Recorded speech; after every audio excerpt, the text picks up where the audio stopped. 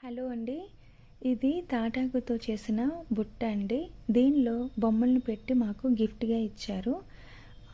చాలామంది కొండపల్లి కొయ్య బొమ్మలా అని అడుగుతున్నారు షార్ట్ వీడియోలో చూసి. కాదండి, వీటిని ఏటుకొప్పాక బొమ్మలంటారంట.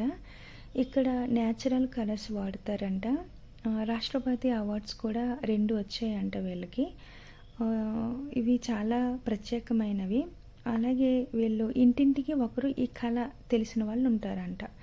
అలాగే ఎక్కడ కొన్నాము అంటున్నారు కదా, మా హస్బెండ్ వాళ్ళ కొలీగు వాళ్ళ ఇంట్లో మ్యారేజ్ జరిగింది. అప్పుడు ఇది రిటర్న్ గిఫ్ట్గా ఇచ్చారు.